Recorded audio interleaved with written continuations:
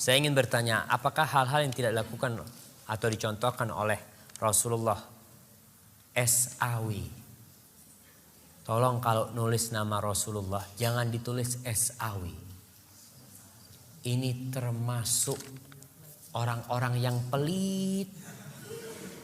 Nah, bahkan disebutkan orang yang pertama kali meringkas sallallahu alaihi wasallam itu lumpuh tangannya. Karena apa? Karena Allah menyuruh kita bersolawat dan tidak menyuruh kita bersaum. Allah mengatakan ya ayyuhalladzina amanu sallu alaihi wa sallimu taslima. Allah nyuruh kita bersolawat. Kenapa kita siap nulis panjang ya? Lalu ketika sampai nama Nabi kita singkat. Kita nggak dapat pahala solawat, bisa jadi dapat dosa kita. Tatkala menyingkat solawat untuk Rasul SAW. Maka katakan Rasulullah sallallahu alaihi wasallam. Tidak dilakukan atau dicontohkan oleh Rasulullah sallallahu alaihi wasallam, tapi dilakukan oleh masyarakat saat ini. Apakah disebut bid'ah? Jika tidak, lalu seperti apakah bisa disebut bid'ah tersebut? Terima kasih sebelumnya. Wassalamualaikum warahmatullahi wabarakatuh. Ma'asyiral muslimin, kita harus tahu bahwa ada usaha Zionisme dan usaha kaum misionaris untuk memisahkan Islam dari sumber Islam. Antum tahu sekarang ada jaringan Islam Nusantara atau Jamaah Islam Nusantara yang mereka ingin memisahkan Islam dari mana? Dari Nabi Muhammad SAW. Nabi Muhammad itu datang bukan sebagai orang Arab. Beliau datang sebagai utusan Rabbul Alamin. Sebagai utusan Allah Subhanahu wa ta'ala. Tugas beliau itu bukan mengarabkan Islam, bukan. Tapi mengislamkan Arab dan mengislamkan dunia. Jadi tugas beliau bukan mengarabkan Islam, tapi mengislamkan Arab. Tatkala Islam sampai ke Mesir, Mesir bukan Arab. Dan Mesir pada waktu itu dikuasai oleh Romawi. Jadi Islam. Kemudian Islam sampai kemana? Ke Spanyol, ke Eropa. Eropa jadi Islam, bukan jadi Arab. Bukan. Jadi Islam. Ketika Islam masuk ke Indonesia, Islam itu mengislamkan Indonesia, bukan mengarabkan Indonesia, bukan. Tapi mereka berpikir, mereka ingin memisahkan Islam dari Arab. Nggak bisa. Islam dipisahkan dari Arab, gimana mau dipisahkan? Nabinya orang Arab. Al-Qur'annya bahasa Arab. Apa bisa sholatnya diganti bahasa Indonesia? Karena Islam Nusantara sholatnya jangan pakai bahasa Arab lah. Kita kan di Indonesia. Jadi Allah Akbarnya diganti Allah Maha Besar. Gimana jemaah? Jadi kalau dikatakan bagaimana masyarakat kita, itu yang terjadi dengan masyarakat kita. Jadi ingin memisahkan Islam dari Islam. Jadi ingin menjadikan Islam itu menjawakan Islam. Jadi Islam dibikin Jawa. Kemarin dimulai dengan membaca Al-Quran pakai lagam Jawa. Jadi Islamnya dijawakan, bukan Islam ini mau mengislamkan Jawa. Karena agama yang diridhai Allah Subhanahu wa ta'ala adalah Islam. Jadi kemanapun kita pergi, kita akan mendapatkan Islam itu satu. Nggak ada Islam Arab, nggak ada Islam Mesir, nggak ada Islam India, nggak ada Islam Eropa, nggak ada Islam Afrika, nggak ada Islam Australia, nggak ada Islam Malaysia. Yang ada Islamnya Nabi Muhammad sallallahu alaihi wasallam. Inna ad-dina 'indallah al-Islam. Islam yang mana?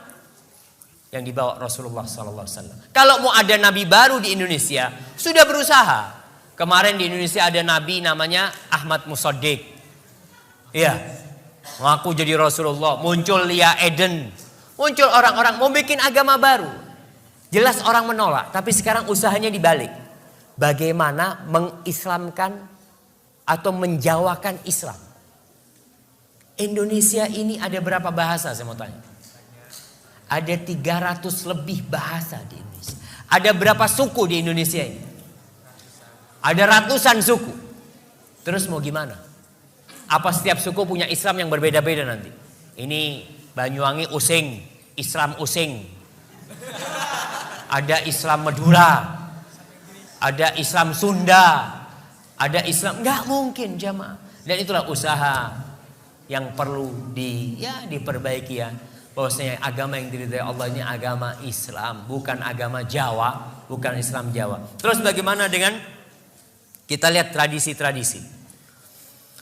Orang memang kalau kita lihat, ya ana harapkan ada di antara antum nanti yang memiliki niatlah untuk memberikan manfaat kepada orang. Di Indonesia banyak tradisi-tradisi Jawa.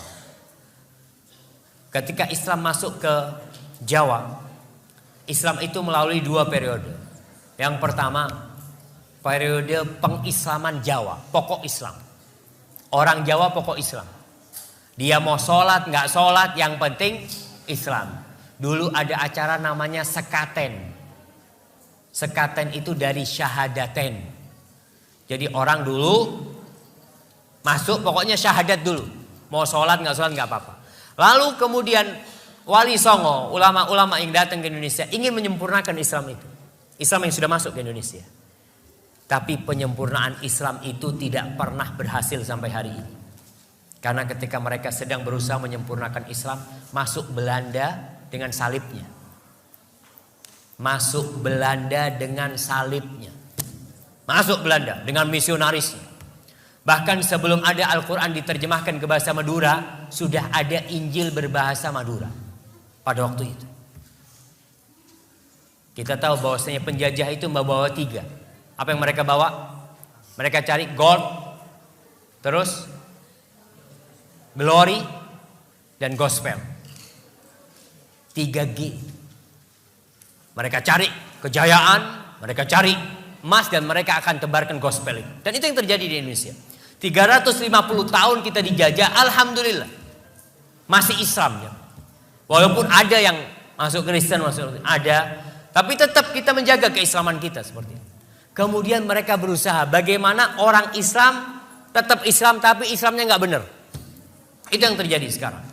Bagaimana orang Islam jangan keluar dari Islam lah, tetap Islam tapi Islam yang ya sudah nggak ngurus sama Islam. Bayangkan ada seorang profesor doktor nih, guru tafsir, guru besar di UIN Syarif Hidayatullah, kalau nggak salah, dia itu menghalalkan homoseksual. Dan dia ingin merubah undang-undang agama. Kalau di situ kan ditulis undang-undang calon mempelai lelaki dan perempuan dihapus, nggak harus lelaki perempuan, boleh lelaki sama lelaki kamu. Na'udzubillah min dzalik. Ini usaha untuk merusak Islam itu sendiri. Yang mungkin antum kenal dengan Islam liberal ya, seperti itu. Itu usaha untuk merusak agama Allah Subhanahu wa taala. Jadi kalau dilihat bagaimana tradisi-tradisi, kita lihat tradisi itu, kalau tradisi itu tidak ada hubungannya dengan ibadah, ya nggak ada masalah. Tapi kalau sudah hubungannya dengan agama tradisi itu, maka yang mana yang harus diikuti? Tradisi apa agama? Agama Allah Subhanahu wa taala. Tinggalkan tradisi. Namun orang yang meninggalkan tradisi akan menyulut api permusuhan. Betul. Nabi Muhammad SAW dimusuhi orang satu kampung. Bahkan mau dibunuh, mau diusir. Gara-gara apa sih? Meninggalkan tradisi. Orang-orang Arab itu tradisinya dari dulu. Mereka minta-minta sama patung ya. Antum lihat. Tradisi orang-orang ada sampai sekarang yang masih minta sama laut. Ada namanya larung laut. Ada petik laut. Saya mau tanya, itu tradisi dari siapa? Nenek moyang. Rasulullah datang dengan tradisi nenek moyang ada, tapi dirubah menjadi Islam. Bukan tradisinya diislamkan. Ngerti maksud tradisinya diislamkan? Tetap petik laut tapi bacaannya qul huwallahu ahad. Kita tetap itu pengabdian kepada siapa? Kita kepala kerbau kita berikan kepada siapa? Ketika ke laut itu. Kepada Allah? Bukan. Kepada jin-jin penunggu laut kita lempar ke sana. Minta keselamatan kepada siapa? Kepada Allah. Bukan. Maka lihat kepada tradisi-tradisi tadi. Kalau memang tidak ada dalam Islam, tidak diajarkan oleh Nabi, kita tinggalkan. Karena kita hambanya Allah dan kita bukan hamba siapa-siapa.